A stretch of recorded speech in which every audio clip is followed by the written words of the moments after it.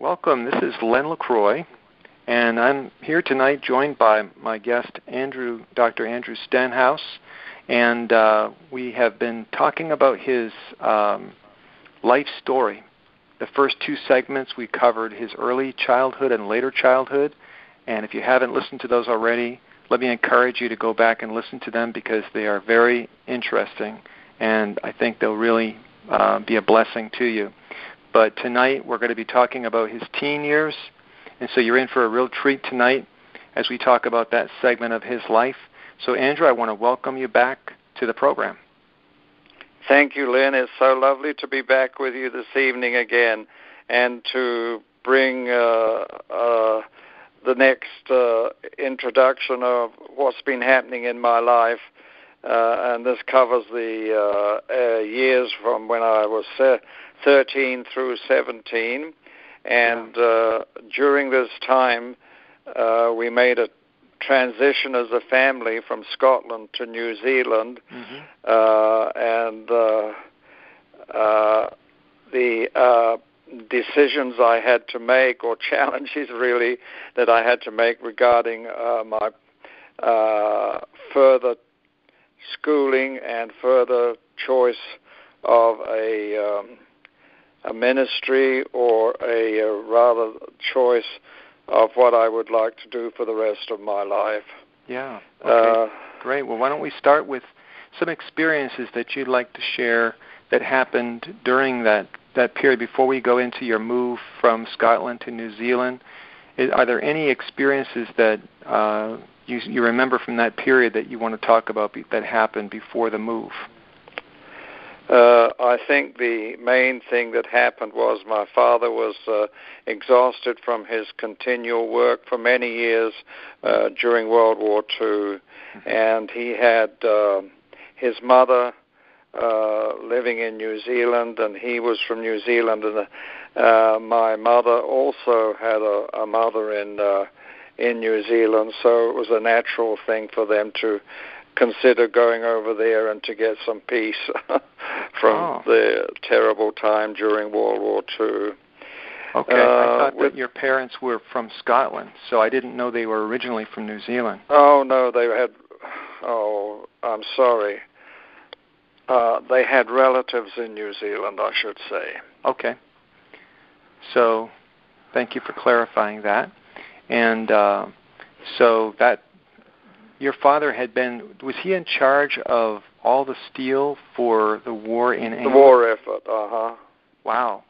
So they had called him over from the U.S.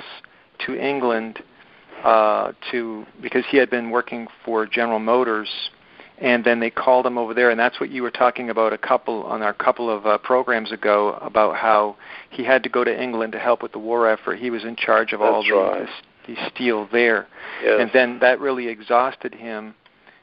So then you all moved from England from Scotland rather, to New Zealand, right? Yes, we went from Scotland, from England to Scotland, and from Scotland to New Zealand. Okay. And my father had relatives over there, which made it quite smooth to make the trip. Yeah. Sorry. Is there anything you want to talk about with respect to the actual move that you made? No, not really, except that it was a bit traumatic for me going from one college to another college with different programs and different outlines for students, and of course different times. When we arrived in Scotland, where there were a lot of things going on over the water, where there were planes crashing into each other, pushing and getting things taken care of in the air. Really? Because across from where we were staying in Scotland, excuse me, dear, there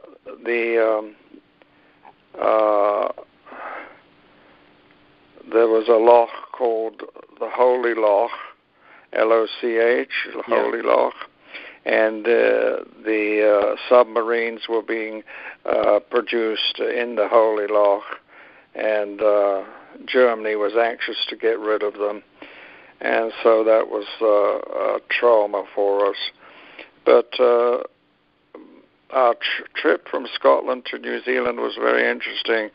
I did well in the Scotland school and actually got a medal in mathematics, which surprised everybody. And then we were moving over to New Zealand. Mm-hmm. During the trip to New Zealand, the interesting thing on that trip was going through the Suez Canal. And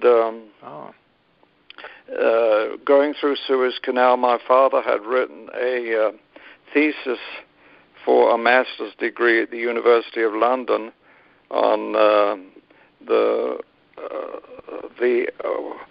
source of water for Israel. And so he had written this, and I had helped him with the mapping and so on of the charts.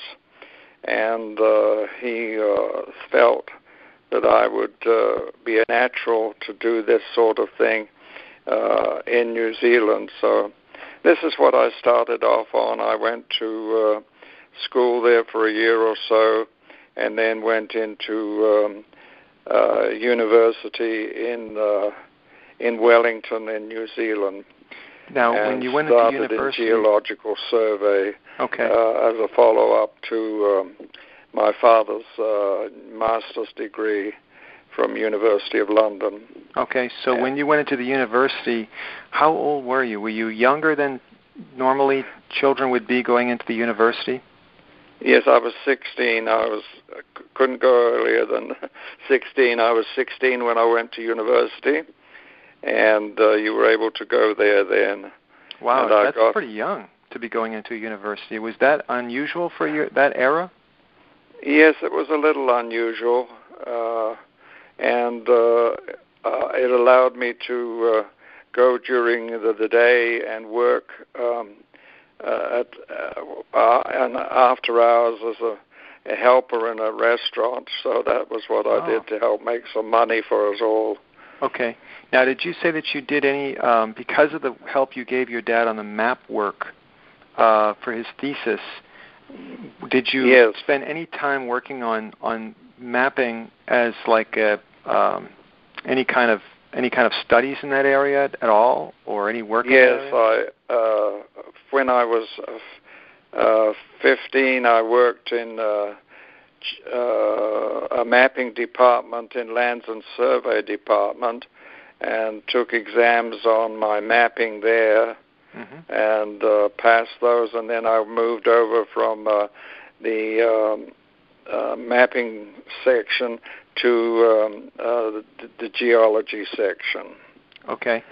So when you were on your trip through the Suez Canal, how did that tie in with his thesis, his master's thesis on water supply for Israel? Well, my father did that as for a master's degree in University of London and forwarded over to there. But I told him when we were on our trip to New Zealand, I said, Dad, you need to get off this boat and go to Israel and see whether these things are we mapped out are. And he said, Dad, Dad said to me, no, I'm so sorry, I'm not able to do that. We're not able to do that. Yeah. So now, talk to me a little bit about the decision that he wanted you to make on deciding about which career you would pursue. So take it from the beginning, what you started off thinking you were going to do, or what he was recommending. Yes, I went home one holidays just before I was 16 to northern New Zealand, where my father was working. At this time, he was working as a teacher. And we spent about 2 weeks going through all of the various things I thought I could work in, and we never reached anything other than the possibility of being a geologist, and that was why I came back and entered geological survey as a cartographer, and took it up as a career at the university by taking on geology as a the major. I see. Because that was one point at which your father, you had said that he had artistic skills and thought that you would do well in the art field. Yes, well, the reason for that was that I helped him out with his mapping very well, and he thought it was a natural thing for me to do. And so before, when you had told me about the geological studies, I never really thought of the cartography aspect, the mapping aspect of geological studies. I more or less thought of the study of the rocks themselves, you know? No, so I got that from being in the classes. Yeah. So you entered into geological studies at what school in New Zealand? In Wellington, New Zealand, at the Wellington University. And in Wellington, New Zealand. Is that in the southern part or the northern part of New Zealand? That's in the middle, the southern part of the North Island, and so that's where I was. Yeah, interesting. Well, that kind of brings us to the conclusion of this podcast, talking about your teen years, and it's very interesting to see how you made that decision on which career path to pursue. And it's also easy to see why you picked that, because of the natural talent that you had with the mapping or cartography, as you called it. But what we're going to see in the next segment is how God redirected you into the career path that He wanted you in.